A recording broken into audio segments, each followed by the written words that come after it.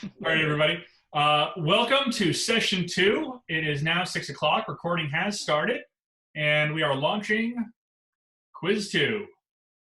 So let this go for a couple of minutes while people log in.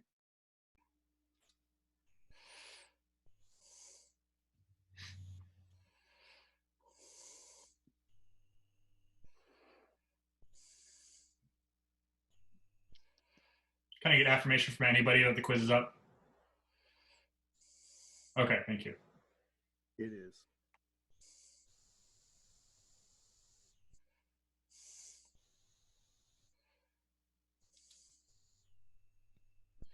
Is this quiz from the session I missed? Nope, this is a brand new quiz. Oh, okay.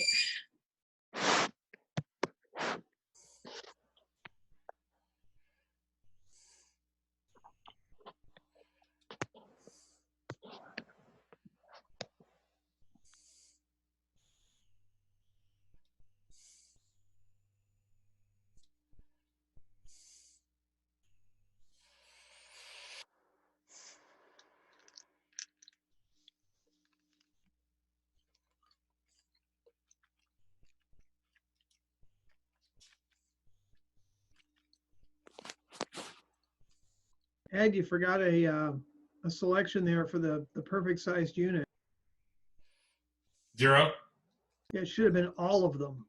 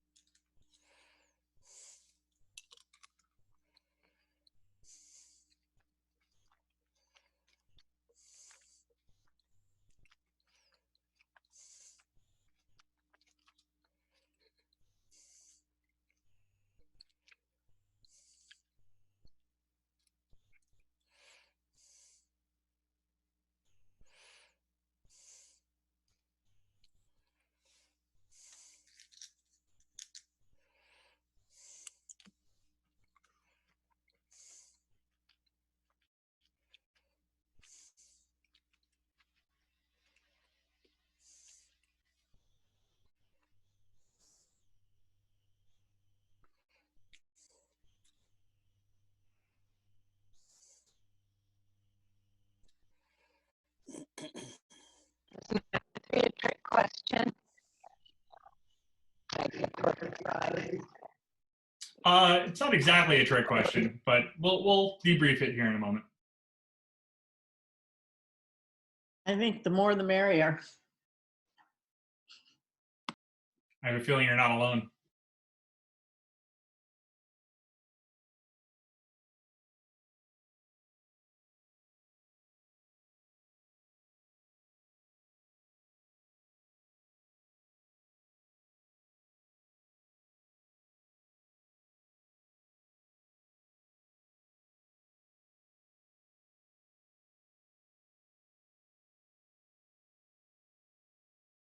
There he is, ladies and gentlemen. Reed Lester, the heart of the Ghostbusters.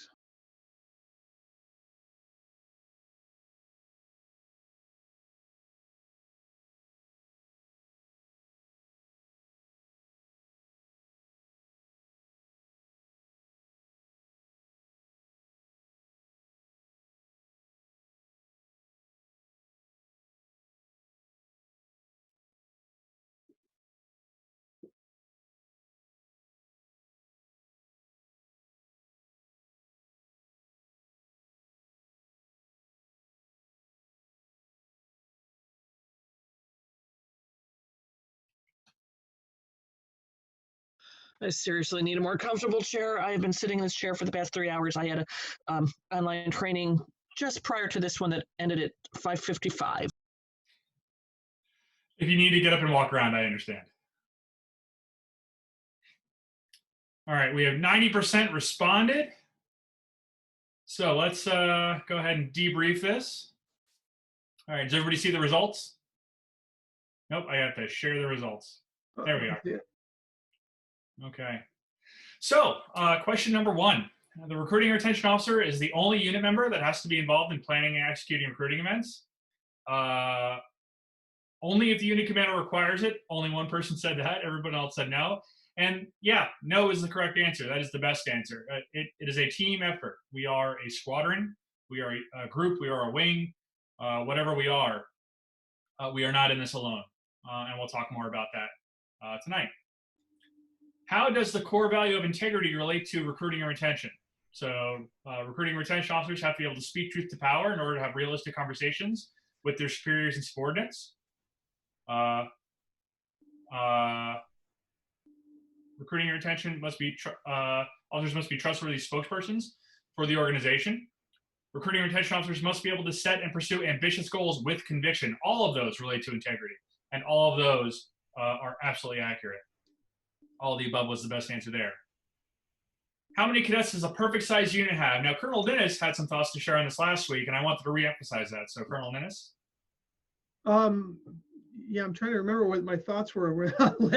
It was the kind of critical mass. Yeah, the critical mass. So, you know, when your unit grows to a certain point, it becomes kind of self-sustaining, that critical mass concept. And you know, I never really realized that because I'd always come from small units, and I'd been in units where, you know, 15, 20, 25 cadets was like about the most we had. And the minute my unit went over about 40 or 45 cadets, and we had about 10 or 12 active seniors, holy smokes, things happened, and you didn't, as the commander at least, I didn't have to be the person that had to push it. So it was great. Yeah, so it's subjective, it's a little bit weird, but if you keep that critical mass lesson in mind, you know, having a good sized cadet program makes the program run better. And so just keep that in mind. So this is about diversity and recruiting in other pools. Can we recruit students from a school or program for the deaf and hard of hearing into the Civil Air Patrol? Absolutely. No reason not to. There is no requirement that someone must join with them who can translate. There is no requirement that a parent join. We, as an organization, need to reach out to them and find tools and resources and ways to make it work. And they'll work with us, I'm sure. But that's on us, not on them. And just a caveat to throw onto that is, if you do that, make sure that your unit's aware what's going on and that you have buy-in and support from your unit, because you will need to help that member.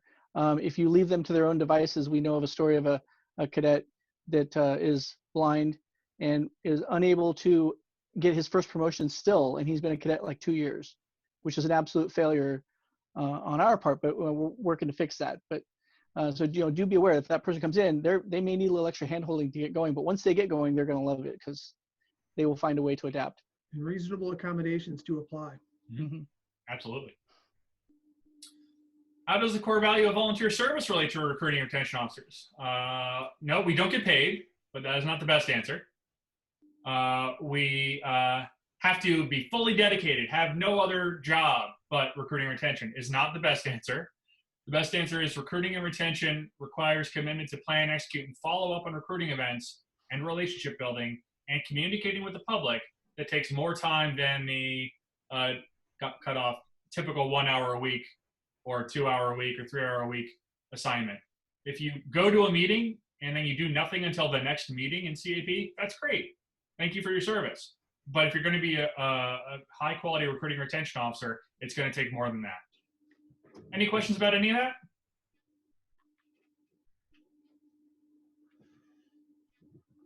All right. Not an inquisitive bunch, I understand.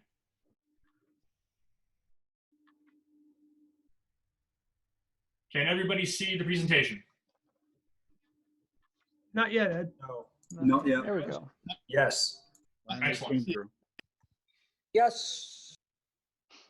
All right. Got it. So welcome back, and to reintroduce us, Colonel Darren Innes is the New Hampshire Wing Commander and the previous recruiting manager for CAP. Major Moore of the Washington Wing is the current recruiting manager for CAP, and I'm Ed Boss. I'm in the Oregon Wing. We're in week 2 of our 3-week series for this recruiting and retention workshop. We're going to go over what cohort recruiting is and kind of some facts and figures and best practices around that. year-round recruiting, as opposed to cohort recruiting, and kind of where that fits in the scheme of things. And then incentivizing recruiting by unit members and how they can help us do more. And once again, questions so far? Anybody? Got a bunch of experts here. All right. All right. So, Colonel Ninnis, do you want to speak to these slides, or do you want me to? Because Sure, I could probably do this particular presentation in my sleep, so I'm happy to speak to them. And if you or Major Moore want to jump in at any point, please feel free. Yes, sir. So, you know, a lot of people ask about the concept of cohort recruiting, and cohort recruiting originally was called pipelining in the Cadet Great Start materials. And I've been accused of inventing this, and I'm going to flat out tell you I did not invent this. I've kind of popularized it. It's something I've kind of refined over the years. At my unit, we had done for years, but this isn't by any stretch of the imagination. I'm sure somebody back in the 70s or the 60s was probably doing something very similar.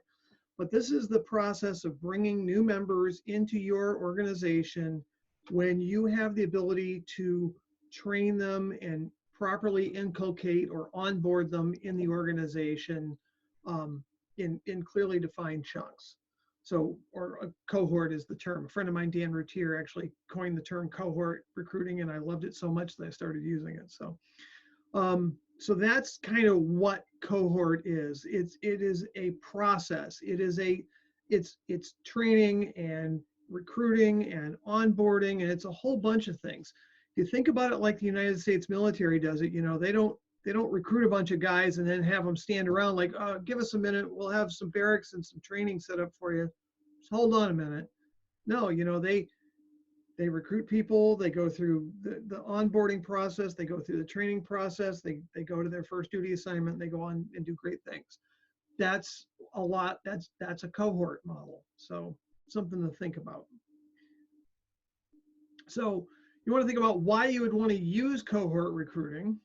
And you can, I've got the slides up here on my screen too, so I see what's coming.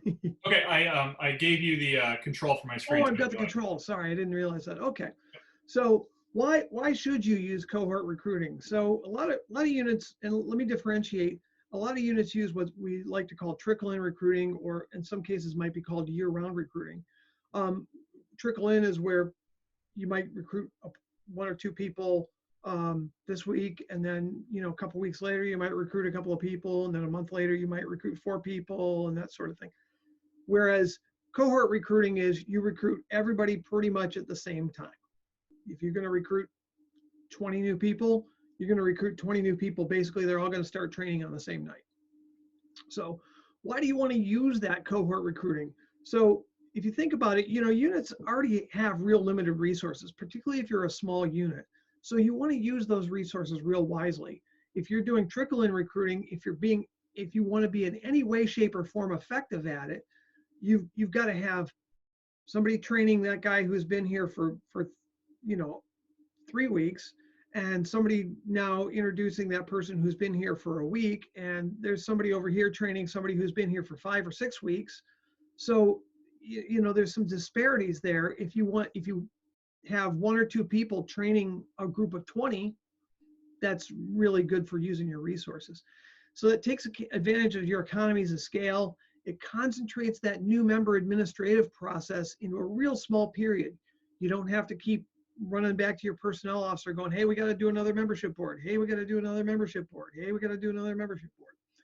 And it concentrates the training events and that introduction to Civil Air Patrol in a real tight time frame, so somebody gets a good view of what's going on. Let me see if I can make this go forward here, Ed. It's not, oh, there it goes. Whoa. So it builds repeatability and a consistency of action as well. You know, it's really good for your members, both your new members and your current members, as far as having that training value. Your administrative overhead is really reduced, and you really do create a new member experience, okay? Speaking for me, when I started at the company I work at now, I work for Segway. Yes, the mall cop Segway. I got a folder in the mail when I started. It was my onboarding packet. It was awesome. So,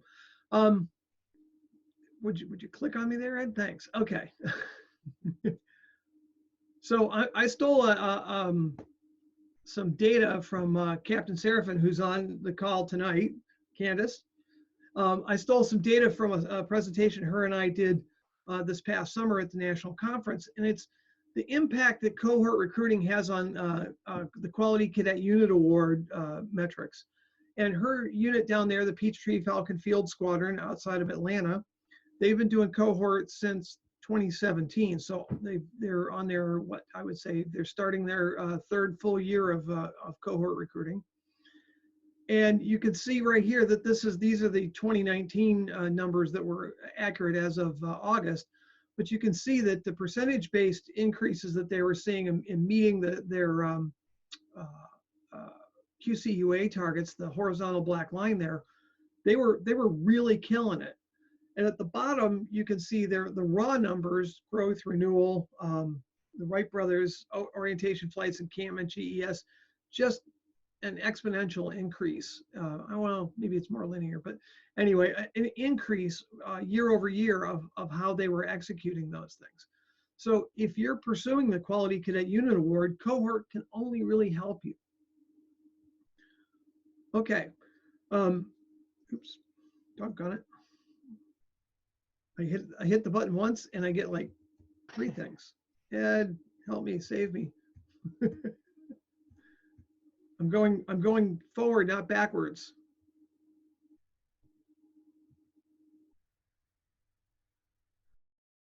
I don't know what the deal is. I can't go backwards. Bring me back to Major Moore's slide there. Nope, you're going forward. We're spinning off here. I've been left arrowing for days. Yeah. Oh, now it's left arrowing. Weird. You guys are getting a preview. Okay. I gotta stop clicking or else we're gonna go past. All right, sorry about that, guys. Okay. Technology, it's good. So anyway, so this is actually a McCord Squadron photograph that Major Moore, when he was the commander there at McCord back in 2003, this is from one of their cohorts. So their local newspaper took this photo, and 3 of the cadets in that picture are dynamic Americans and aerospace leaders. Very much so, yeah. So from left to right, you've got Kyle and Jessica and Cody, and Kyle and Cody both went into the United States Army as combat medics, and Jessica is still in the Navy today as a rescue swimmer, and all of them attribute their successes in life as now well-grown adults, and all of them have children, to the opportunity they had in CAP. What's really cool about this picture is it's in the Great Start Guide. It's been in there for years and years on the cover, and then like the 3rd page or something like that. There's a quote that's attributed to somebody from, I think, Illinois, which I think is strange. I don't know why, but whatever. But what's really cool about this particular day is it was actually my change of command. But we didn't make that a big deal about me. We invited everybody, parents, the fire chief, the chief of the base police, the base commander, all kinds of people, Red Cross, everybody. We invited them all. We actually had some members who played musical instruments, and they played music like the national anthem and stuff. And we did the whole bit. And we had the local Fox TV affiliate there. And this photo was taken by the Post Intelligencer, which is the Seattle paper at the time, and made a big deal out of it. And these people still remember to this day how great it was to be part of this, and to, that cohort experience followed them all the way through their cadet careers. And like I say, they still know each other and they're friends today. That's wicked cool. I love pictures like this because they just grab that whole thing. So there's some disadvantages to cohort recruiting that we're going to talk about. And one of the disadvantages is it doesn't satisfy that right now crowd, which in my opinion actually is kind of a pro. This is a pro, not a con to the whole thing. It's been my experience that people who they want that right now. I want to join right now, aren't always the ones that are really committed to it. If you actually say, hey, sorry, you can't join right now, but in a month we're going to have our new unit join night or whatever you're going to call it. You can come back and join there. The ones that come back, man, those are the ones that are going to stick around. So disadvantage too is it's different from the norm. It's very different from the norm. A lot of people need some convincing because, you know, that's just not the way we do it. And there's also a potential to lose prospective members due to that waiting for the next cohort. You know, this isn't real unusual though. Many youth organizations like the Scouts, they only have narrow open enrollment periods, or to use a analogy from like sports, you know, if you want to play baseball and it's October, sorry, you're gonna have to wait till the spring. Baseball doesn't play it, you know, they don't play high school baseball in October. So if you're really committed to baseball, oh, you'll be standing there that day when it's time. So let's see, there we go. Some advantages is it's very repeatable. After a couple of times, you can really do this in your sleep. Again, I mentioned it before, it builds those economies of scale. It really makes your unit look like you've got your stuff together, okay? You don't, I had an experience where I went to a squadron open house and a parent and a young man came up and they're like, okay. And in sales language, the young man was giving off all the buy signals. He wanted to buy. You know, how do I join? What do I do? And of course, it wasn't my unit, it was another squadron. So I waved the squadron commander kind of frantically over and I get him over and I said, hey, this, you know, young man's really interested. He's a JROTC cadet. You know, he wants to know what his next steps are to join. And that squadron commander goes, oh, well, there's like an online application and, well, I can't really tell you how to get to it, but you can do like I always do and just Google it. And that was the full extent of their onboarding process. And I was like, oh, you can imagine, you know, the Excedrin headache that I got from that.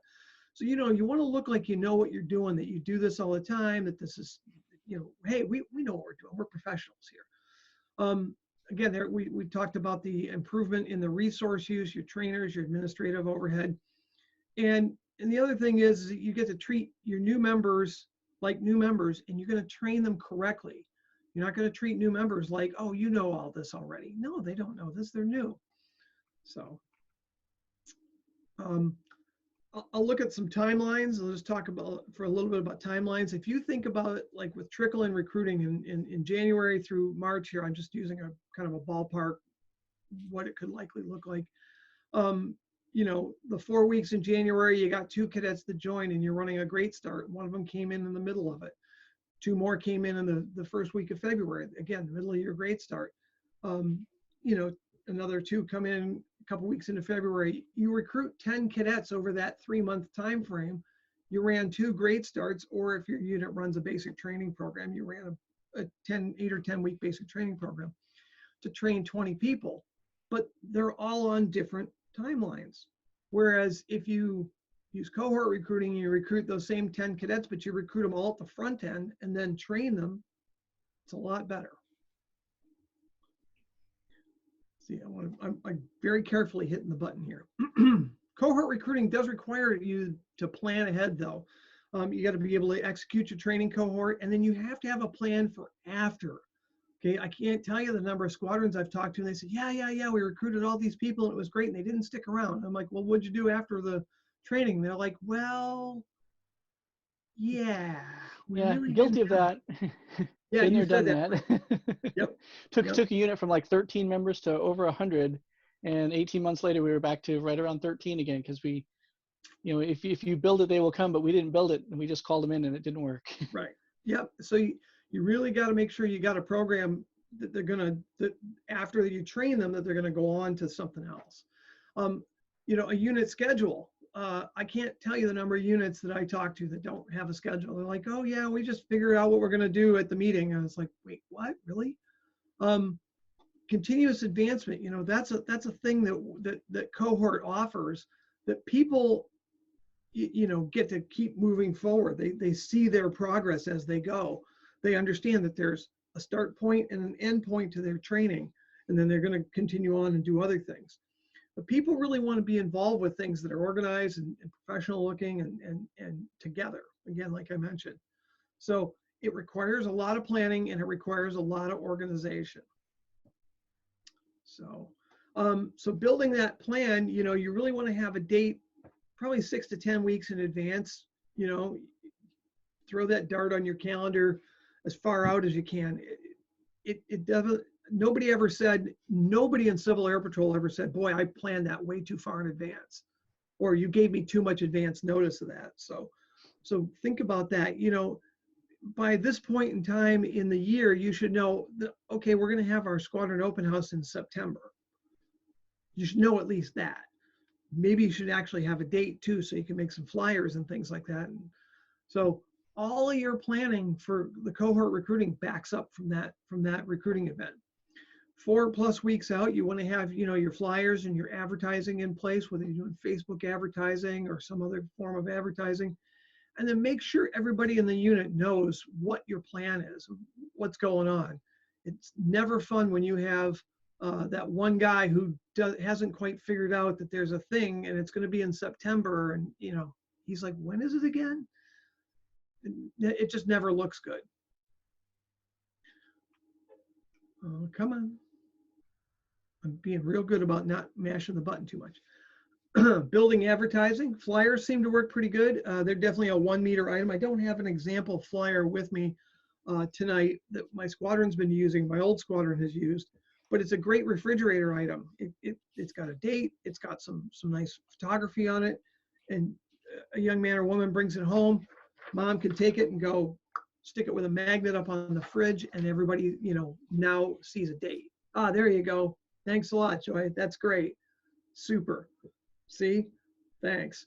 You could put advertising in a newspaper, but honestly, who reads that anymore? Patch.com, if your area has that, that's pretty good.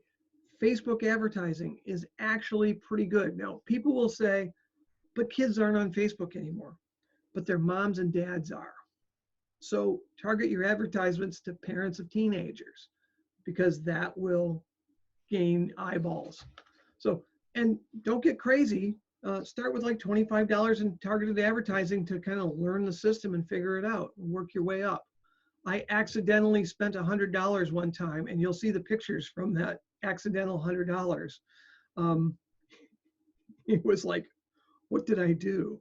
You know, make sure you have a website and use some kind of an RSVP system too, like Eventbrite or a Google form, so you have some idea what your response is looking like. Hit the button, and I want to make sure, oh, there it goes. Make sure you have multiple contact avenues so people can get in touch with you. A phone number, maybe an email address, maybe a web form. Don't rely on one form of contact. Have multiple people paying attention to these things. If you have like recruiting at mysquadron.com or a web form, make sure it goes to more than one person, so that if somebody's, you know, out of town or whatever, it's not a single point of failure. And follow up with everybody, even if it's just to say, hi, you know, I got your email. What can I tell you about Civil Air Patrol?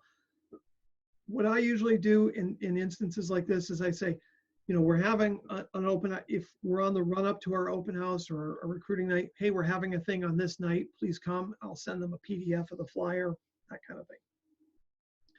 But have a canned email that you can cut and paste, and then do this within like just a day or so of that initial contact. What you're doing here is you're filling your tank. And again, what people will sometimes tell you about cohort recruiting is that, well, I can't just, like, you know, what am I supposed to do with people in between? Well, in between, you're building your prospect pool. That's what you're doing. You've got all these people that are going into your pool. Use a spreadsheet or a database or a Google form or a Google spreadsheet or whatever you want to use to keep track of your prospects. You know, the date that they contacted you, if you followed up with them, email address, phone number, whatever. So you have some idea of who you're looking at, maybe what they're interested in, that sort of thing. If you can automate it, some people say, oh, I can automate that. Man, knock yourself out.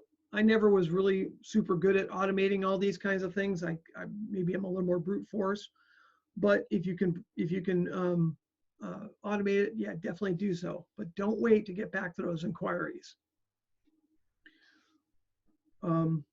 And so fill that tank from all those different avenues, the website, the emails, anybody who walks in the door, get their information. Oh, hi, you're Timmy. And okay, well, let me get your information, your email address and your phone number. We'll contact you right before our next unit open house, that kind of thing. Use all those avenues to fill your tank. And there's different pools. There's not just one. I like how the legal officers are sharks. I get it now. I see. And the NCOs are from the swamp. Oh yeah, the NCOs of the swamp. This is nice. Nice. I didn't catch that when I first saw it.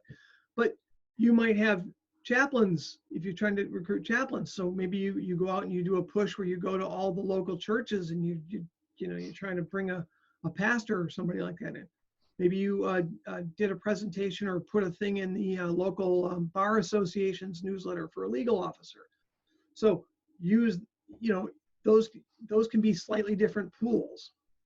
It's the same techniques and tactics, but it's targeted. That's what you want to keep in mind. Right. If you're fishing for a certain kind of fish, like a shark, you fish where the sharks are. You don't fish where the tuna are or something. So fill that tank. They say that in a lot of ways, recruiting is sales, and sales, as they say, is a contact sport. So they need that little personal touch. But be able to tell them when to come to your unit. If you don't have an open house scheduled, maybe it's 3 months and it's still going to be about 3 months away. Maybe you say, hey, come on down. We'll talk to you about Civil Air Patrol.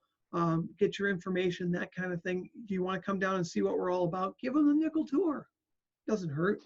If you're doing it right, you're only going to get a few of those on the in-betweens. You're going to get the majority of your people are going to contact you during your advertising period. So, and then stay up with the prospects in your pool. Send them a follow-up, send them a notification, send them something that says, hey, don't forget our open house is on the 15th of September. So when you're preparing for the event, these are all your things. You got your prospects pool, and you're bringing the communication. You got flyers that are going out that your cadets are handing out. You got your Facebook and other social media advertising. Maybe you've got some TV or newspaper advertising. Again, newspaper. Who even looks at that anymore? Nobody under the age of 60. Yeah. Oh wow. I don't want to sound ageist, but yeah. Maybe. When I talked to a recruiting officer one time, and he says, well, what kind of a text do you think I should use for a classified ad? And I was like, oh, no, not a classified ad, sir. Please, no. But if it's free, do it. Sure. Don't pay for classified ads, but sure. Get the word out as much as you can. So the whole purpose of this kind of thing, though, is to get people inside of that 1 meter recruiting zone. I like to call it the maximum effective range of recruiting. A flyer, a poster, a Facebook ad, that doesn't really recruit somebody. Doggone it, this thing's not moving forward. That really doesn't recruit somebody per se. People recruit people. So if you get people inside that 1 meter recruiting zone, that's really where it's at. So see, now it's getting a little logy there, Ed. So when you hold your recruiting night, whatever you call it, a STEM fair, recruiting night, whatever, brief people in the organization, show people what we do, talk about, hey, here's how we join, explain the process, tell them how to show up next week, have your cadet commander do a call to join, which is a really great thing. Hey, this is why Civil Air Patrol is important to me, and I'm a youth just like you. Perhaps do hands-on activities or 2 or 3 things led by cadets. Send the cadets around to do some nifty things. Hey, this is a airplane thing, or this is some little aerospace project. Meanwhile, you're talking to moms and dads. And a big thing is put something in their hands, okay?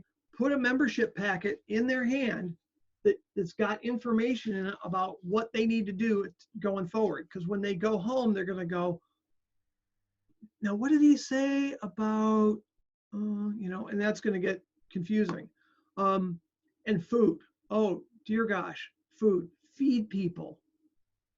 I've done more recruiting with one of those little round, plates and some cookies in my hand than anything else. But let your members do it. Cadets recruit cadets, adults recruit adults. And remember, above all else, Sell what you've got, not the CAP you wish you have. Okay. If your wing doesn't do ground SAR, don't stand there and act like you're going to be running up the side of a mountain tomorrow if you join, because it's not going to happen. So be realistic in what you're doing. This gets back to that integrity thing. Remember when I said I goofed up and I goofed up a little bit and I accidentally like spit out $100 in advertising? This is what $100 in advertising got me. I had about 140 people, non-Civil Air Patrol members, in that building that night. I was a little gobsmacked. So that was kind of nifty. And I got, if I recall correctly, the very next photograph here is the result of that. I got 22 new cadets out of that eventually. So again, pretty nifty. We had a really good turnout, and we got a really good bunch of crop of cadets out of that deal. That's not all of them standing there. So, Colonel, what platform did you use to recruit all those people? I used Facebook advertising. So we just created a Facebook ad on our squadron Facebook page. And if you look on, and there's a link at the end, there's some recruiting videos that Colonel Stan Scrabbit and I did, and we talked specifically about doing Facebook advertising. It's wicked easy. You could spend 25, 30 bucks and get a pretty good result out of it. And it was completely accidental. I did not mean to spend $100, but I went, kind of like, I thought I was only spending $50. No, I did it twice. Oops. Yeah, my credit card was like, ow. It's okay. That's okay. I'll survive. So now that you got them, you got them out of your prospects pool and you got them to your event. Now you got to train them. Okay. Whether you've got a Great Start or a BCT program or whatever, train these cadets. Okay. Take them forward and deliver on that promise that you said, hey, we're going to do this, deliver on that promise. So, have a definitive start and end of your training, whether it's Great Start or BCT. Put them in that mix immediately. When my squadron was doing this, open house was one night. The very next night was what we called week 0 or orientation week. And that was, we got them together. We said, okay, here's what you can expect. Come every week dressed like this and make sure you have this with you. And this is the person you're supposed to be calling if you can't make it, and some orientation stuff. We pulled the parents off to one side, gave them a little parent briefing. This is before it was even required in CPPT, but put them together and train them together. Sir, I have a quick question. Sure. When you say come dressed like this, are you saying like wear like maybe a certain color t-shirt and like maybe jeans, so then they at least have a sort of like uniform for new cadets, so then they feel like they're part of something? We had, well, of course, now that BDUs aren't as much of a thing, we had all of our cadets, because you were going to need a black t-shirt anyway. Black t-shirt and jeans and sneakers. So right there. All right. What are all these someone's annotating the slides. I just turned off the annotations. that might be me accidentally clicking all over these places. Oh, I took away your control, so we weren't fighting over it. Oh, thanks. Okay, so I appreciate that. So integrate that cohort. Oh, there you go. Integrate that cohort to your unit. Complete that training on time. Nobody likes the fact that, hey, my graduation is going to be the 15th of May and it's the 22nd of May and I'm still in basic training. At the end of that cohort, invite moms and dads. They'll bring their aunts and uncles and grandparents and make a big deal out of graduation, okay? If your cadets, at least my squadron's BCT program, we administered PT test and the Curry and the Wingman program, and they did everything they needed to do for their Curry to get their Curry done by the end of BCT. So the idea was everybody graduated as an airman, and about 95 to 98% of the cadets did. So that was pretty cool. And then assign those cadets to your flights and hand them off to your NCOs who should be ready to do the training for you. Okay, so there you got that. there's some tie-ins to this with the other directorates in your unit. Command team's going to provide you with guidance and approval. Personnel people are going to do the membership review boards. They're going to process that new membership paperwork. They're going to create the personnel files. Professional development's going to do any cohort training for the adults that you recruit. Finance is going to handle printing and maybe incentives. Cadet programs are going to be looking for the new sources of people. They're going to be planning the training that's going to support the cohort. They're going to support the recruiting events. They're a recruiting force multiplier because it's all your cadets. And then they also are planning that follow-on training for afterwards.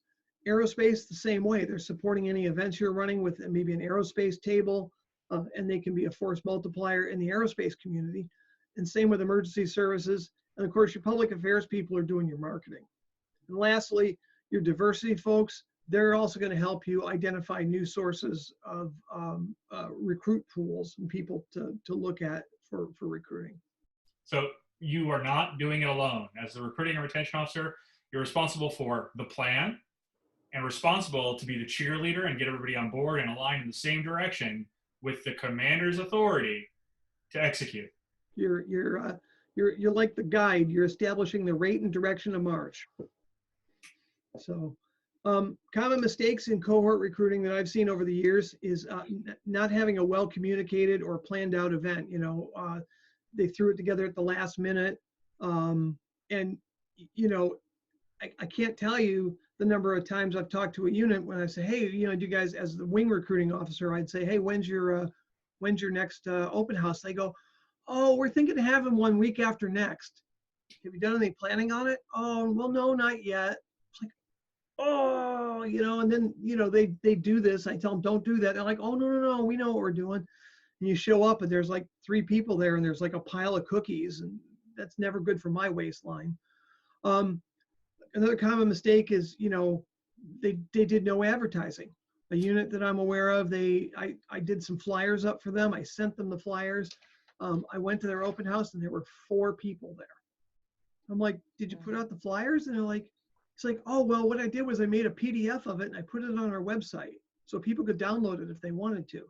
It's like, oh, you're killing Not very me. engaging to do it that way. Yeah. I did have a comment about the communicated and planned out event. One thing that just experience that we've had is, at McCord, they have the cadets do a majority of the open house curricula because, after all, the majority of the people that they're recruiting are the cadets. And sometimes it doesn't go well as far as the organization. And even though it's planned out and everybody knows exactly what's happening, but when it comes to the actual execution, there's a little bit of fudge factor here and there. And some things don't quite go right. And one time they did a round robin type of scenario and it took a little longer to get people around. And once we explained, especially to the adults, so we had 4, I believe it was, 06s, full bird colonels there from the base. We explained, hey, this is a learning laboratory. And these young people are learning how to do this. And this is like a real world kind of baptism by fire. Everybody was like, oh, totally cool. Okay, we totally get what's going on here. And then that removed any fears of a lack of professionalism because they realized that we're constantly in a training mode. Yep. So when in doubt, throw the cadets onto the bus is what I'm hearing. Absolutely. Yeah, I heard that. It was so some other common mistakes that you can have are your event isn't real interesting, or it's too long. You look out in the audience and people are going like this. It's like, uh-oh, we've got a problem. You didn't feed people. Feed them after, don't feed them first, or else you'll see them, snoozing like that. So, but feed people. There's a common theme here, food, right? Another common mistake, again, no plan for what happens afterwards, no follow-up with your prospects or your contacts beforehand. There's no follow-on training or progression. You're selling the wrong things. Again, there's that whole, oh, hey, yeah, man, you're gonna be flying F-16s tomorrow. Wait, no, don't sell that.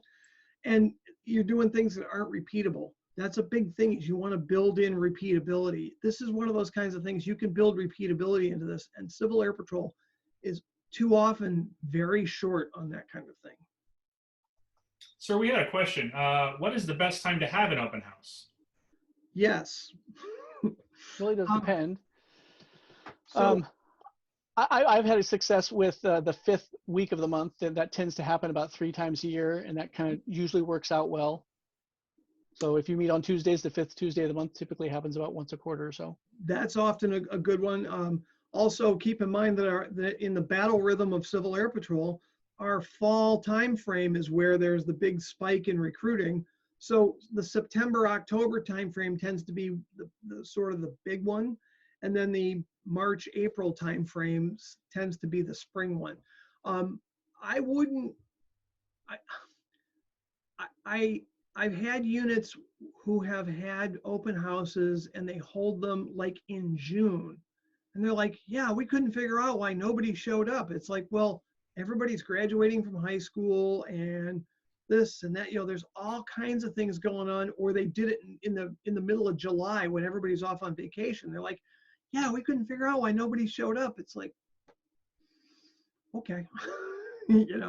So you want to hold it when you're going to have the biggest possibility for the most number of people and the biggest possibility to communicate with the most number of people. So, and that depends. In some areas, school's already back in the end of August. So, hey, if the first week of September works for you, go for it. Candace Seraphin there, her squadron, they have done their open houses in August, and that kind of boggles my mind a little bit because school isn't in session for us here, but it works for them. So I say, if it works for you, man, knock it out, go crazy. Okay. One more comment about that. So I used to work for the Boy Scouts. I used to do youth recruiting professionally, and we always did a spring recruiting and a fall recruiting. Fall in time with schools. People are expecting to sign up for activities then. That's just a natural thing for us here. And in the spring, we wanted to recruit early enough that we had scouts that were engaged in time to get ready to go to summer camp and go to that big, cool follow-on activity. And we want to think about encampments and timelines and activities as well, so we can build that into the program. It's about integration across the disciplines in the unit too. And that's exactly a great point, Ed. And because you brought that up, I'll mention this. One of the things that we as an organization have kind of tracked a little bit, not as well as we should have, but Civil Air Patrol's tracked sort of the exit, like how long did you participate before you split or whatever. The trend was 60% of our members left in the first 5 to 6 months. And if you think about this, well, that was an interesting sound. If you think about this for a minute, you recruit a young man or a woman in September, in the fall. Are they going to make it to summer encampment? Probably not. 60% of those cadets may be gone before the announcement for summer encampment and the enrollment period for your summer encampment starts. My squadron, I know when we did our spring open house, we went, okay, when does encampment, back when, you still, when you had to be an airman to go to encampment, you still have to, by the way. Back in my day, you didn't. But we said, okay, they'll be airmen on the 15th of May. If we start on the 15th of March, they'll be airmen on the 15th of May. And the encampment application period closes on the 15th of June. Groovy, they've got a whole month to apply. They can get SEEP, they can do this, they can do that. So you want to look at your timelines and then back your planning up against that timeline. So that's an important thing to think about. Spring cadets are actually going to tend to go, what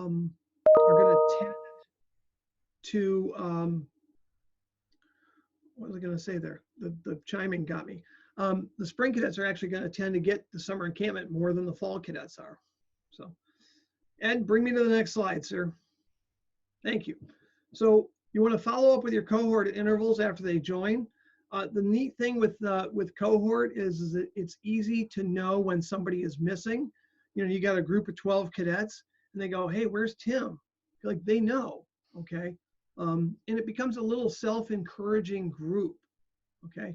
And watch out for those who lag behind their cohort peers. It's going to be real obvious. If you recruited a bunch of cadets last year and now they're all striking for tech sergeant, and 10 of them are tech sergeants, but one guy's still a senior airman, hey, maybe the senior airman needs some help. Now his buddies from his basic training class are probably going to also help him or her. Okay, but it's, you know, it's it just, you can spot these things a whole lot better, and that helps you maintain your cohort group. I noticed this kind of thing when I had a bunch of my cadets one day. I was standing there within earshot of them, and one of them was talking. They were talking about, well, you know, one of them said something like, they were both flight commanders. One of them said, well, when was your basic? And he goes, oh, I was spring, 2013. And the other one goes, oh, spring 2013, that was awful. He goes, I was fall 12, way better. And I was like, oh my gosh, they're like competitive, it cracked me up. Next one, Ed. So follow up with your members who aren't showing up, period. Whether you're doing cohort recruiting or not, follow up, keep an eyeball on things. Your cadets should be noticing when their leadership accountability should be noticing that, Cadet Timmy hasn't been here for 3 weeks. Get them before they lose that interest. And especially if they're doing sports or a play or something like that, it's easy for them to go away and do a sport or something like that and then not be able to re-engage.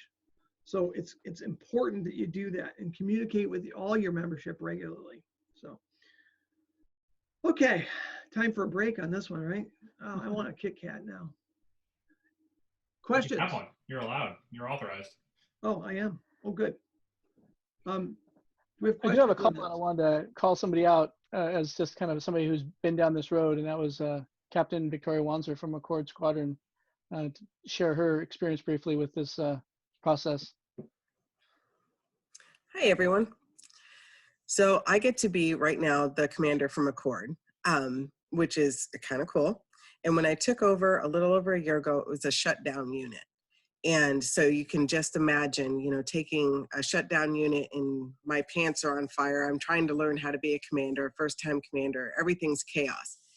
And everybody keeps saying this cohort recruiting. And I was like, no, forget it. I'm not going to do it. And it kept bugging me. And finally, out of distress, I was just like, just do it. Just get it over with. Just get out of my hair. I got other things to do. To this day, I would not do anything else but cohort recruiting. The trickle-in effect, I cannot believe I held on to it. It was the worst idea ever. But now that we're doing cohort recruiting, like Major Moore was saying, a couple of our open houses that we've had here recently, each one is different. We've been able to, start and build on it. Of course, we don't promise the moon, and we only, we let them know what we have. And food is definitely, like you were saying, sir, is a big one. If there's food, you can almost have to kick them out at the end of the night. But it was the retention part of it, because now I've been a commander, I don't even know how long, over a year, maybe 14 months, 15 months. I've noticed that our retention is a lot stronger. We really pushed on the cadets when they joined up, and senior members, that you guys are a unit. So there is no falling behind. If they fall behind, it's because of their little clique there. It's an all or one, they have to reach out to each other. We also noticed that the cadet command, the cadet side of the house, was able to do their job more efficiently, instead of trying to pull cadets from different levels. So that seemed to be running a lot more efficiently. The cohort recruiting on the adult side is a little bit different. Those seem to be, it is my belief that every parent gives to Civil Air Patrol if they have a cadet. So in some way, shape, or form, they should be part of our unit. Either they're bringing just their cadets or whatever. 9 times out of 10, we recruit the parents, but it takes a little bit longer, maybe a week longer, so I can convince them that they should be on board with us. But we're really upfront with what to expect. If they can only give us, 5 weekends a year, I'll take it. This is what I would expect from you, and vice versa. And it seems to be going really well. Major Moore was kind enough the other day to show me on my dashboard where I could see the numbers. You got your highs and lows and stuff like that. And McCord for the last year and a half has been pretty consistent, and with retention. So I am a firm believer on the cohort recruiting. And it gets all our senior members working on the same page too. Like you said, each department has something to give. And like Major Moore was saying too about the what did they call it? Red Robin? No, that's just Round robin. Round robin. Round Robin. That was, we had a lot of very up there active military. And like he said, it was a little chaotic. But at McCord, we have continued with Major Moore's thing to let everybody know that we are a learning laboratory, even adults. I've never been a commander before. Somebody else hasn't been a historian before. You know, this is where we get to challenge ourselves and learn new skills. And it seems to go a lot nicer. We had every one of those people that showed up that night, their buy-in, they wanted to come back. And as the people that are waiting, I wanted to touch on that when you were talking about that. If you have to make them wait to come to an open house, those instant gratification people, we worked a way into that. And that was because there was, you know, kids are like, okay, I want to do it right now, but I have to wait, you know, 5 weeks, 6 weeks.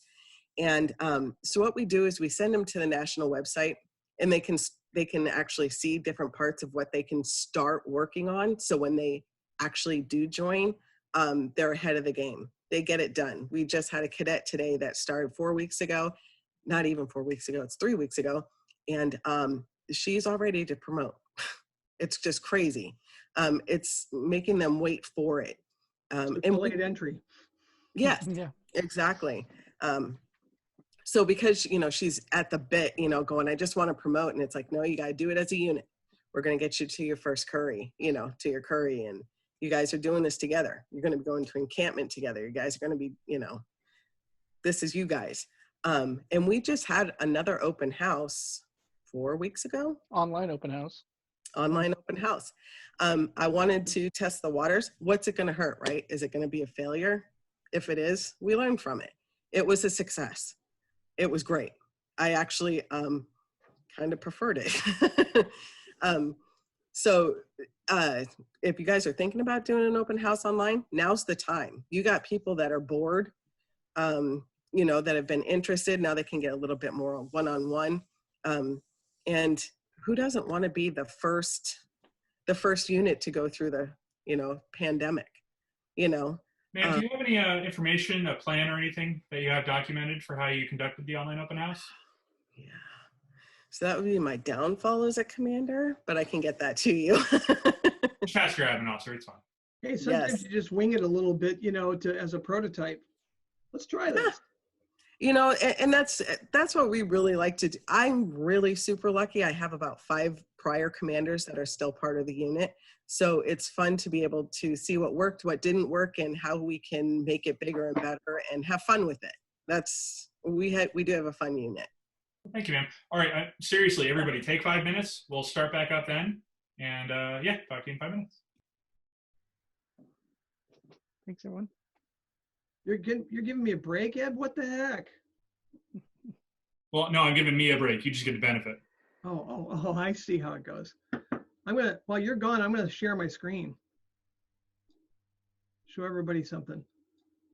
So everybody can see this. This is, oh yeah. This is Candace Seraphin, Captain Seraphin's unit. I don't know if that's live yet. Should be live. You guys could probably see that, but that's a unit that. Yes, it's up, sir. Yep, that's a unit that started Cohort Recruiting actually a little further back. Let me go back. You can see they were just kind of in the doldrums. Now, when I say doldrums, I'm not going to say doldrums. They had 75 cadets, right? Back in April of 2017. Then they went to 94 cadets, and then they went to 109 cadets. They slid back a little bit to 105. And then they had 118 cadets, and 136, and 141, and 156. I look at this graph and it just boggles my mind. It absolutely blows my mind every time I look at this graph. So that's an actual unit. That's the Peachtree Falcon Field Squadron Captain Seraphin's from. And they took what I do and they said, oh, we can do it better. And very frighteningly, they did. So anyway, while everybody's on a break, I'm the guy that always stands around on the break time, doesn't go to the bathroom, and then, so. Sir, quick question. The tool that you're using there, how do you access that from eServices? Oh, let me see if I can continue to show it. Can you see my full eServices? Ignore all my validations. Yeah. The little four-headed arrow right up here by statistics, not everybody can see that. If you're a cadet, I don't know if you can see that. Maybe, maybe not. Cadets can see it, sir. Oh, good. Well, you hit that, it brings up this window, and like I can show you like my unit, which it's going to look weird, but I can show you my unit going back to when I was the commander back in 2000. But we started very low, and then right about here, we started cohort recruiting. And then it looks terrible, but it really isn't as bad as it looks. This is over 20 years of data right here. But 68 cadets right now. I mean, our back in the fall, we recruited a bunch. We had 88 cadets, but sometimes you retain. One of the hazards of cohort is that all of your cadets will expire at approximately the same time. So even if they joined 3 years ago, they all expired. So sometimes your loss looks horrible and you're like, oh my gosh, what did we do wrong? You didn't lose everybody from the past year. You lost everybody from last year, the year before that, the year before that. Those people that were going to leave anyway. So it's, when you look at the numbers, it'll blow your mind. So Ed, I stole your screen, so you can have it back here.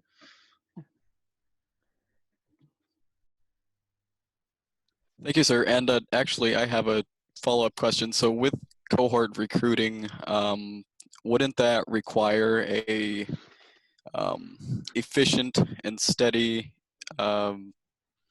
income of cadets to make up the cohort? I'd assume it would be especially difficult with small squadrons, say 20 or 15 cadets or less. A small squadron is the perfect squadron for it, because I have a squadron that had 14 cadets. The squadron here in New Hampshire had 14 cadets. We started cohort recruiting. They said, wow, we tried this. We can't figure it out. We keep getting nobody to our open houses. All right, I know what that is. That's bad advertising. Let's work with you on that. We ran an open house. We got 4 people, 4 cadets, and 2 senior members. They said, whoa, we like that so much. We did that in January. We like that so much. Let's do it again in May. I said, okay. So we did it again in May for them. They got 4 more cadets. Okay. So pretty soon they went from 14. Now they had 22 cadets. Holy smokes. They're like, that's like way more than we had. Right. So you can't afford not to do this. That's the thing. A lot of people say, oh, we're too small to do this. No. You're too small not to do this. That's the important thing to think about.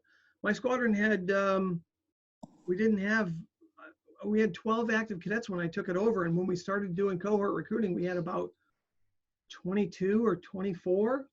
I mean, we weren't huge. So anyway, sorry, Ed, the break's over. Can I add something really quick about small squadrons? Mm-hmm. In Oregon Wing, we had a flight started, I think it was in October of 2018. And by January of 2019, they had 17 cadets and they'd all finished their Curry Award. There you go. Like, they talk about cohort. I mean, they started the flight together, literally. That's the ticket right there. That is a cohort. This is Lieutenant East. I got a question for you guys. Does somebody have another question? Yep, I do. Lieutenant East from New Mexico. Sure. Yep.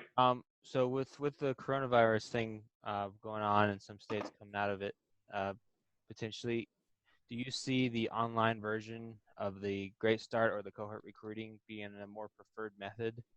And then after the initial session, bringing them into the squadron meetings, like in person when you start doing them again?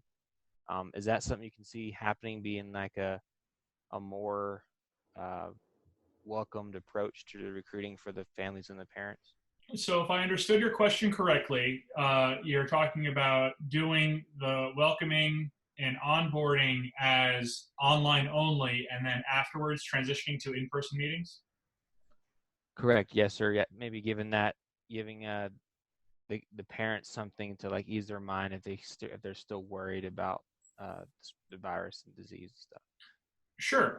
I think so. I also work with a team that's working on how to plan and prep for this stuff, and the intent I think for the whole country really is to maintain social distancing and maintain all these practices, online teaching, online schooling, everything else, until we can address the virus with some sort of vaccine or something, right? And once it has been addressed in that way, then we can treat it like other diseases. Understand that there's going to be annual cycles of it, but we're still going to go back to what it was like in the before times with in-person meetings and that stuff being more typical. If you want to have that stuff planned and ready to go, let's say it's flu season and we want to do a few online meetings or whatever to accommodate flu season, not just corona or whatever, that's a great tool to have in your toolbox. I wouldn't recommend that being the go-to. I wouldn't recommend having online being your first introduction to CAP. My gut instinct, as having done some recruiting in the past, is that parents aren't going to be as worried about that as much as the youth aren't going to be as engaged. They already do online school. They already do online stuff. They're getting bored of being online. That's a common theme that I'm hearing about youth right now is they're getting sick and tired of sitting in front of the computer all the time. So I wouldn't plan on doing that in the future. Does that make sense? Yes, sir, it does. Thank you. Okay. Major Moore, Colonel Ninnis, did you have anything to add? Well, just to everybody remember that we're in very strange times right now. So this is definitely not the standard, and it won't be the standard in the future. But that will be definitely looking different on the other side of this. So, I'm frightened by the term before times. yeah. PC, pre-COVID. All right.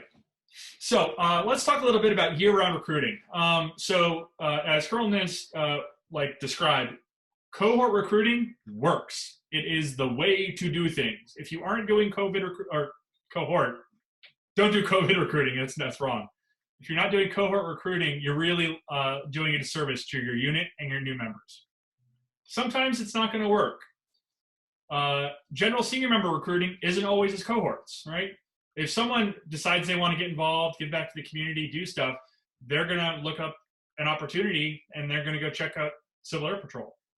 If you are recruiting for specific skills, if you need a chaplain, if you need pilots for your unit, you're not going to do that necessarily the way you would do recruiting a bunch of cadets to do a great start together as a cohort. You're going to do more year-round advertising. So to be fair, sometimes cohort recruiting doesn't fit, but it really should. So if you can get a bunch of pilots joining together, if you can get multiple chaplains joining together, there's no reason not to try that. Steps, just like with cohort recruiting, you want consistent advertising. Now, for this kind of recruiting, you want advertising year-round. You want to have your website looking sharp. If any organization, any business, anything, the website gets looked at first. And if you don't have your website with current information, if it's got 4-year-old stuff on there as the headline of what's coming up next, you're wrong. And that happens a lot. There are a lot of stale websites out there. Facebook, Instagram, LinkedIn, Twitter, Nextdoor, right, are all great social media platforms that you can get involved in. TikTok is owned by the Chinese state. There's some skepticism about whether or not we want to do anything with that.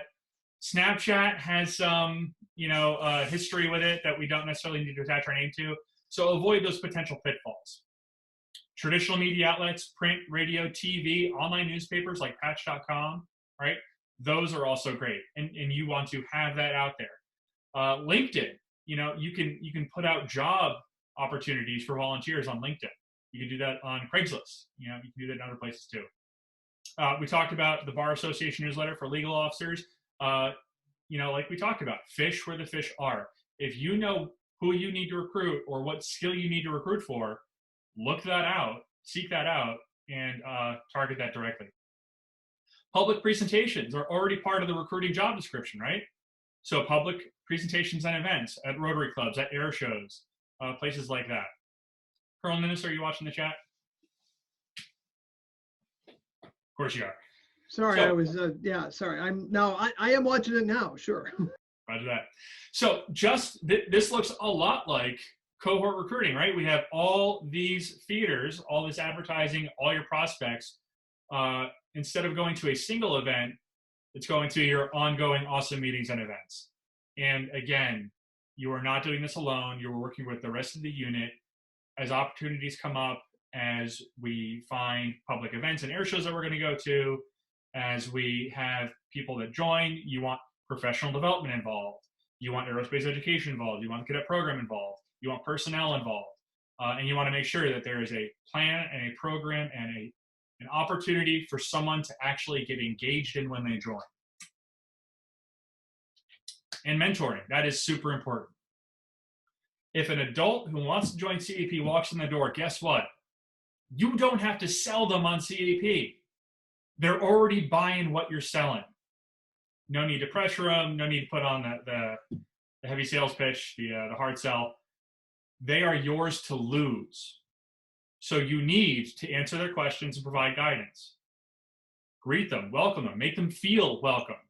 I don't know how many times I've been Joe Nobody wearing civilian clothes, and I go visit a squadron meeting somewhere, and they just let me wander around. And sometimes I'll be interrogated, like, hey, who are you? It's never, oh, hey, welcome. Oh, hey, this is the Civil Air Patrol. Are you new? I'm like, oh, no, I'm visiting from, Alaska Wing or wherever it was from at the time. And then, oh, great, it's all fine. But make sure you have someone welcoming people, especially new people. I always wanted to do that. I would travel and I would try to go to a unit, and it never seemed to sync the schedule up. There was a unit near my in-laws in Florida that never met while I was in Florida for some reason. It was really weird. Yeah. And I always wanted to just walk in like Joe Blow and just kind of go, hi, what's the Civilian Air Patrol, just to see what the reaction was. Yeah. Ed, it's because you're usually... IG. Everybody wants to ignore IG. That's true. That's fair. I've been there, done that. And yeah, it's. I feel like a wallflower. I've been ignored more often than not. Mm-hmm. Once in a while, somebody will recognize me, but it's not very often. And as recruiting or retention officers, it's our job to instill that culture in the unit. Make sure that we are telling senior cadets, senior members, hey, if you see somebody you don't recognize, go say hello. If they are new and looking to join, introduce them to the commander if the commander is available. I know a lot of commanders have 115 things they have to do in 60 minutes during a meeting, so maybe they aren't available, but try. Just 115? On a light day. Assign them a mentor, a wingman, a battle buddy, whatever you want to call it, a conjoined airman who will answer the questions and show them the ropes. Oh, hey, this is Josh. Josh is bringing to checking out our squadron. Cadet Snuffy, you and Josh are going to hang out together all day. That's it. You are just going to hang out together the whole time. Is that the conjoined triangles of greatness? The conjoined airmen, triangles of airmen. Awesome. And here's the thing. If someone is checking out the unit, is visiting, ask them if they're interested in joining. Tell them, hey, you seem pretty great. You seem like you'd be a great fit. Are you interested in joining? Would you please join? Say the words. Close the deal. Make the sale. All right, a prospective member is going to have questions. They're new, they're walking in the door, they don't know about CAP, they want to learn, so they're going to ask you. Choose that mentor, that conjoined airman, all right, who can actually answer their questions, who can be friendly and professional, who won't go out of their way to alienate the potential new member. I've seen it. Don't let that guy do that. And who won't walk away and leave that new member alone without a handoff. Maybe they have to go to the restroom, maybe they have to go take a test, maybe it's PT time. Make sure that new member gets handed off to someone who can still help them out and make them feel welcome and comfortable. After they join even, prospective members and newly joined members can get left to fend for themselves and don't come back. And so watch out for that. I know a senior member who joined a unit and didn't know what opening formation was and didn't understand why everyone was standing at the start of the meeting. And after 6 months, they kind of got it, but no one really explained it to them or told them what to do or showed them the ropes. Mentoring is crucial to making people feel like they're on the team. It doesn't say where the mess hall is in the Marine Corps manual, right? That's right. All right, we got a couple of questions here. Do I have an opinion about Peach Jar? I have lots of opinions about Peach Jar. So Peach Jar, for those of us who don't know, is a third-party online flyering system for schools. So you give them a PDF of your flyer, you select your schools, it costs $15 for the first month, or $25 for the first month, and $15 for each additional month that they have that flyer up. So where it used to cost me a couple of $100 to put out a couple of thousand flyers in all the schools in town, now I have to spend an order of magnitude more money to reach the same number of families. Isn't that cool? However, it is online. People are online now.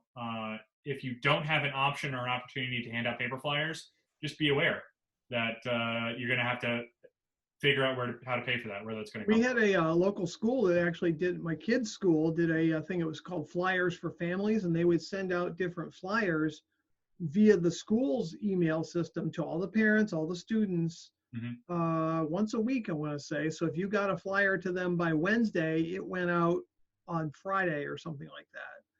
And the school was very good about that. And I was getting papered with flyers for a while, but hey, you know what? Civil Air Patrol flyers a couple times a year went in there. Yeah. There was another question. Do you have to get permission from the school board to access Peach Jar? No. The school board may have a policy about some language that has to get put on the flyer, like this is not an endorsement from the Petticoat Junction School District or whatever. So you may have to add that to your flyer in order to get it approved, but it's not really an ask permission and go through a process. It's I have a flyer. I need to put it online. They'll go yay or nay. And it's an online approval process too, so it's pretty user friendly. What is Peach Jar? Never heard of it. It is a growing concern. It is a system that is being implemented in a lot of places. So there are alternatives as well. Peach Jar, just the one that the Portland School District used. Any other question about year-round recruiting? It's an option. It's an alternative for situations where cohort recruiting may not work, but generally cohort recruiting is going to work. So we really encourage you to focus on that. I have a question. Sure. So I've done trickle down for a while, and the number one problem I've had with cohort recruiting has been just the sheer lack of senior members with the energy or the time to put into that kind of thing, because all 5 of us are wearing 7 or 8 hats. So it's not from lack of effort, like in the community. I mean, we have a continual radio message going on. We have Facebook. We're in the schools. We're as active as possibly can be in the community, but it's just not happening. Yeah, I totally hear that, and I get it. The answer that I have sounds a little pithy, but your problem is recruiting. If everyone is wearing 5 hats, it's because we don't have enough people. You need 10 more people. Yeah, and the way to fix that, there is a way to fix that.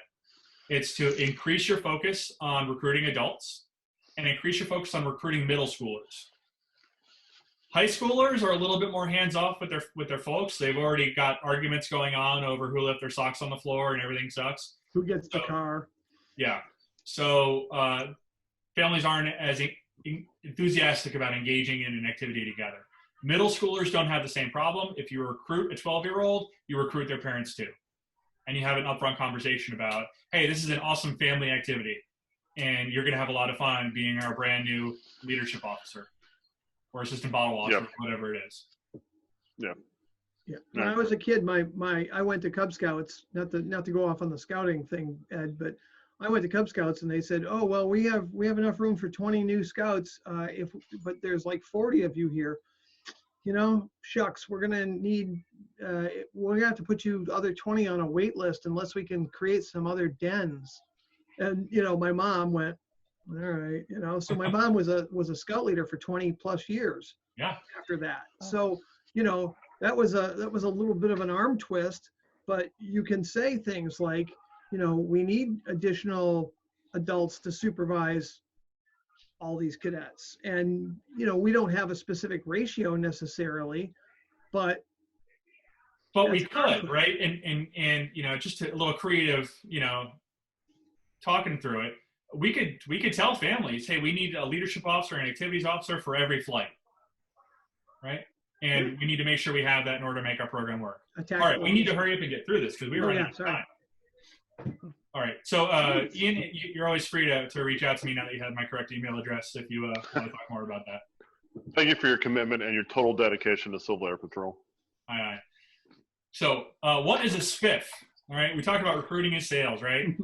A SPIF is a sales incentive. It's an award for making a sale. In the professional world, frequency, it's a cash bonus of some kind. It doesn't have to be. It could be an extra day off or something like that. How does this apply to us? We have SPIFs. We have ribbons. We have specialty track progression as recruiters. We have recognition advancement in general. So what can we do? We can offer our ribbons. We can offer recognition. We can offer advancement. Those national level incentives that already exist. You could do a local prize box.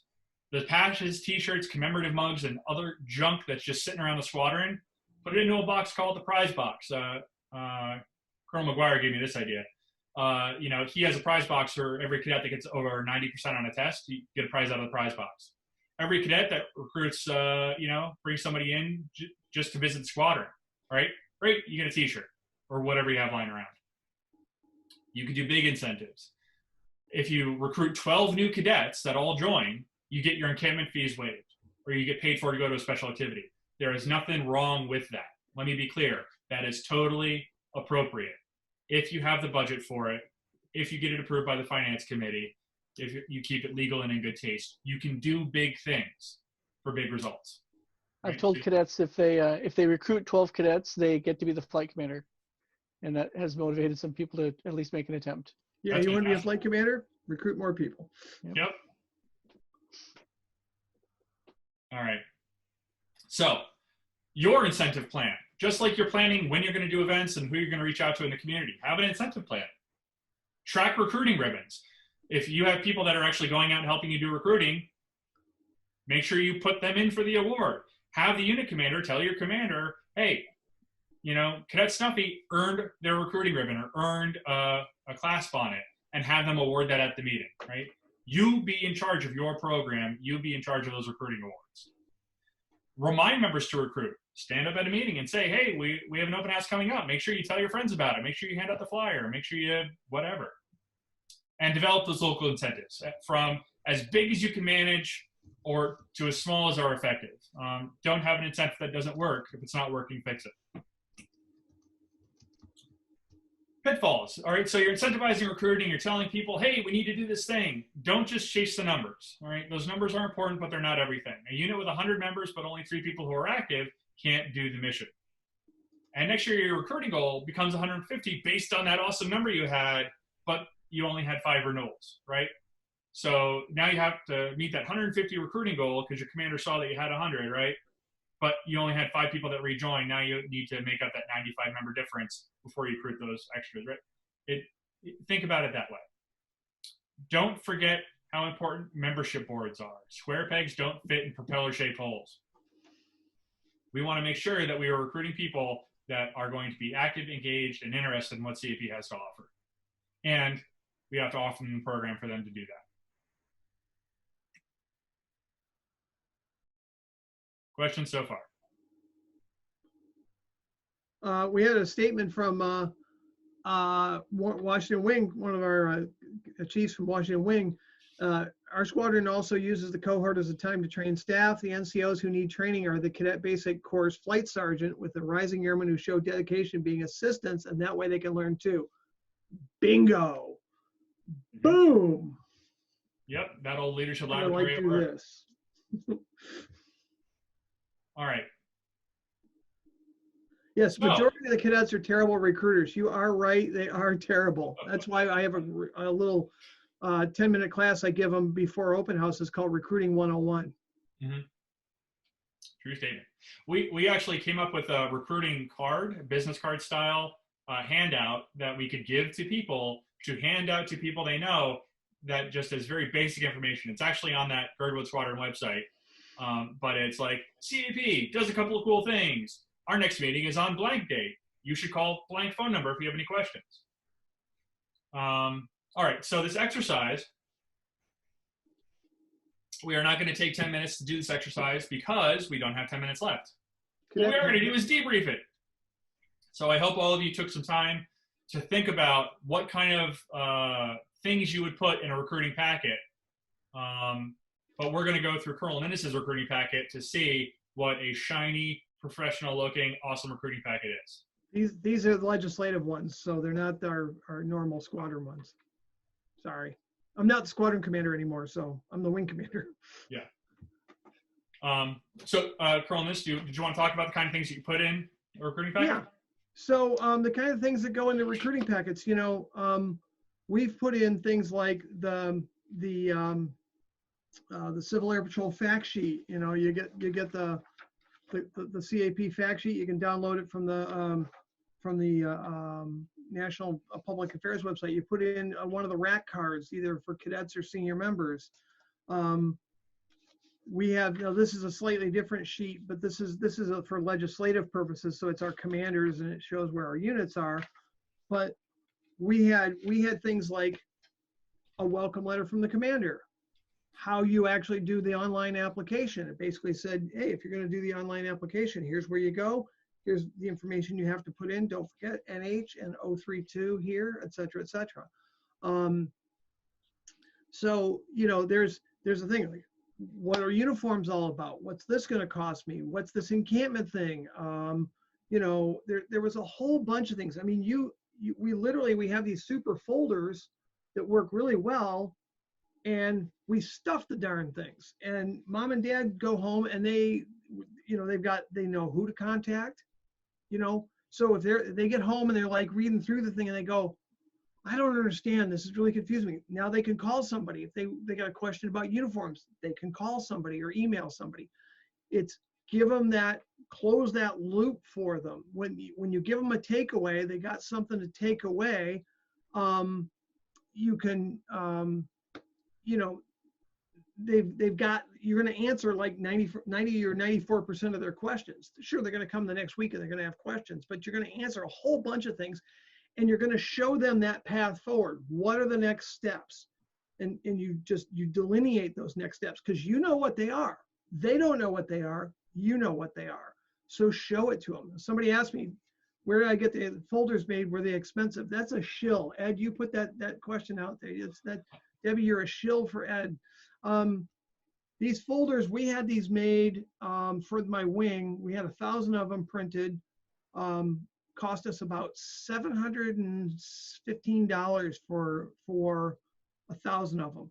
So about 71 cents a piece. If you go to Staples and you buy those solid blue colored folders, those are 65 cents a piece. And so you got to buy a bunch of envelopes are even cheaper. What's that? And catalog envelopes are even cheaper. Yeah, well, they are. But if you want to put together a membership packet that looks real pro, that's got information in it, you can do this. Now,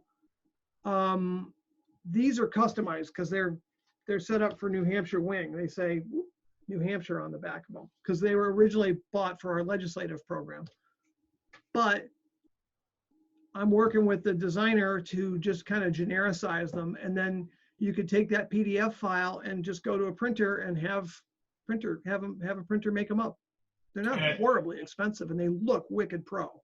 And I put a link to the printer you went to on the website, so people can check that out. 55 Printing is a company.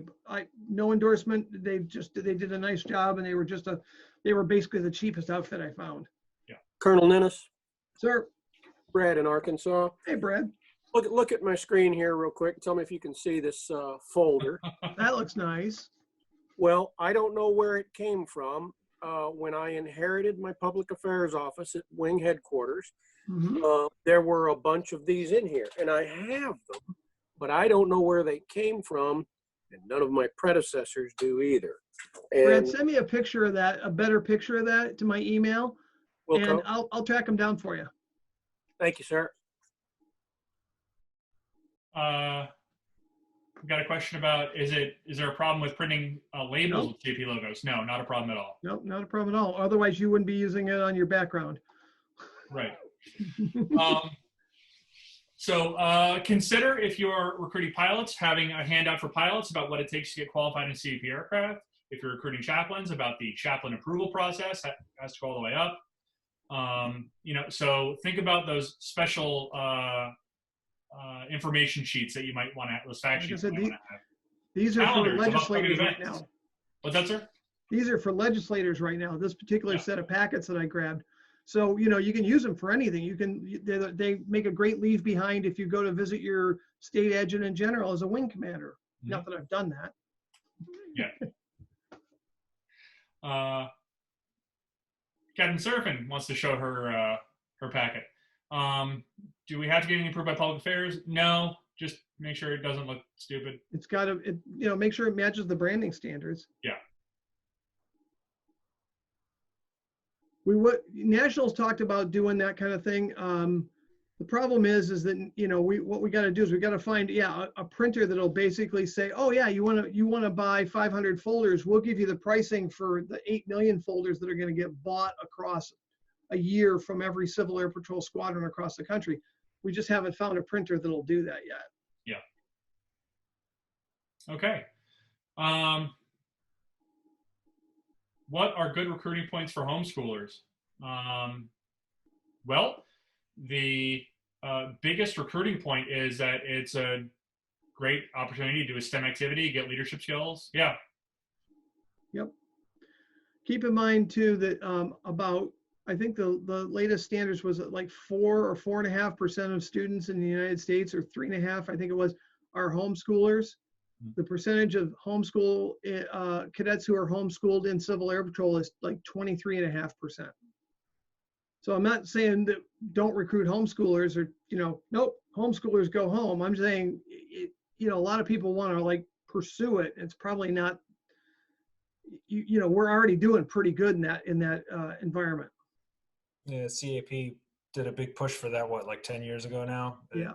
It increased significantly. But I mean, that's geographical too. Like Massachusetts homeschooling is not a big thing, but out here in Washington, it's huge, especially down in the South Sound. I mean, we have tons of homeschoolers in our area. So that's just, if they're in your area, you're going to see a lot of them, and otherwise. Oh, yeah.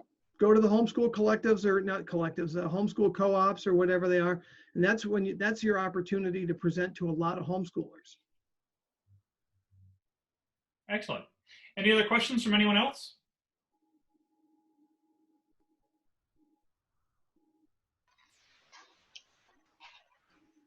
Yes, sir. This is Lieutenant Colonel Tom Hemstreet, Oregon Wing. Yes, sir. It seems like a lot of this recruiting and retention activity is based at the unit level, right? The unit commander needs to assess the context of their organization, their strengths, weaknesses, opportunities, and threats, and develop a recruiting and retention plan. The old SWOT analysis. Yes, sir. Mm-hmm. How are we as a wing best poised to support these efforts, and how do we get involved? Over. Well, sir, for those who aren't in the know, Colonel Hemstreet is our wing recruiting and retention officer. And really, as the wing recruiting and retention officer, your job is to help the units do those SWOT analyses, to make those plans, to set those goals. We don't set it for them at the wing level or the regional level or the national level. Units can set those for themselves. But we want to engage them, make sure they have the tools, the resources, and that we can remove any obstacles that we're able to and get them out of their way. In addition, what we want to do at the wing level is get support from the units in starting new units. And we're going to talk more about that next week. Starting a new unit in a community means you grow 2 units. If you have Squadron A here, and you start Squadron B in the next town over or nearby, Squadron A is going to grow as well. That's the way it works over time. Yeah. All right, okay, copy that. And I know there's interest in Oregon for establishing new units. Mm-hmm. I think that is more of an admin function, establishing units, than a recruiting and retention function. Well, I mean, as a recruiting and retention officer, I have no training in starting a new unit. And I think we don't need to have the training. That's more of an admin thing. Respectfully, over to you, sir. Educate me. Yeah, respectfully, that's not the case, right? Recruiting and retention, you are not the sole source of the effort behind this, but you are the driving force behind this. Recruiting and retention, starting a new unit is not an admin thing. The personnel officer fills out the Form 27. That's their role in it. That's it. It is a recruiting function. Yeah, and if you look at it like this, Mr. LaFond at National Headquarters, he likes to say, you know, McDonald's didn't get to 18 billion served or whatever the number is on the sign from having, like, you know, 10 locations. They had zillions of locations, and that's important for us too. If any of you have been in Civil Air Patrol for any period of time, like some of us have, you know, I can look back and remember where I grew up. There were, you know, probably a dozen squadrons where now there's 2. So Civil Air Patrol over the years has shrank a little bit, at least in terms of locations. And so a lot of those places kind of in between where it's not convenient or something like that, they just lose, you know, those people just don't have Civil Air Patrol as an option. So, you know, it's kind of incumbent upon us to look at where a smart place to have a new unit is, because new units are new locations. New locations are new members. New members are recruiting. Hey, copy that, sir. And Colonel Nunes, I'm a big fan of yours, and thanks for coming on tonight. And I just like to close with, yeah, it's a supply and demand issue. Yep. And, you know, I want to see CAP respond to demand. CAP, you mean? Sorry. I'm just messing with you. I'm just messing with you. Sorry. The official marketing and branding is CAP. All right. So I'd like to see CAP responding to demand. Yep. And establishing squadrons that can help these kids with needs. Yep. and desires and curiosity and STEM capabilities. Yep. And just, you know, water those flowers and make them grow.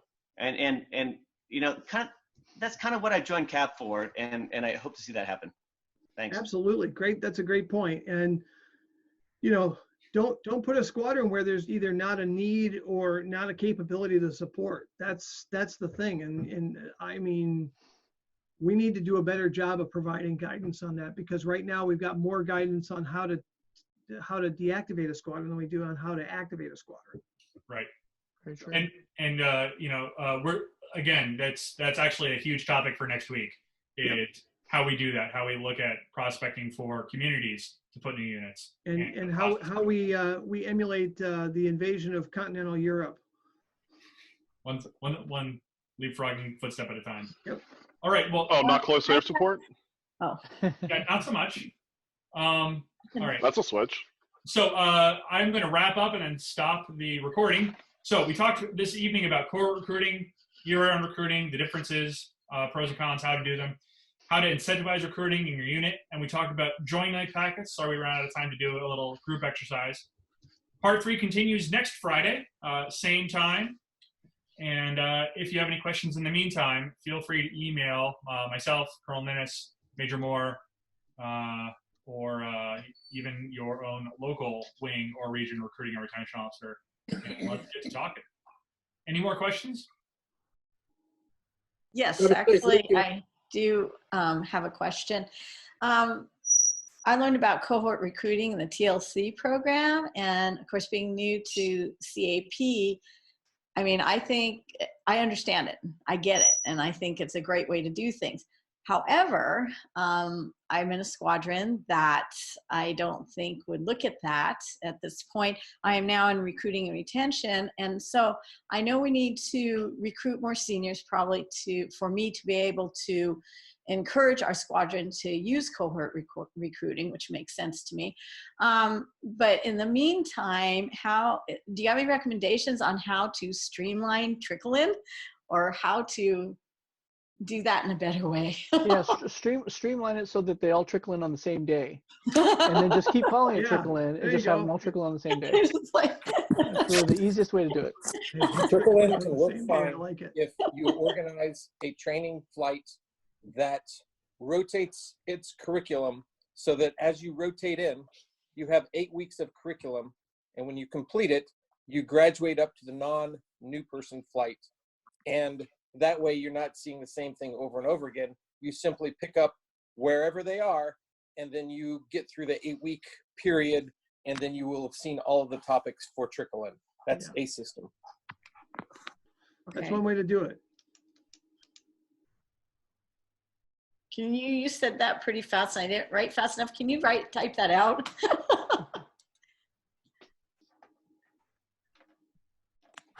I'll send you an email to you. Okay, thank you very much.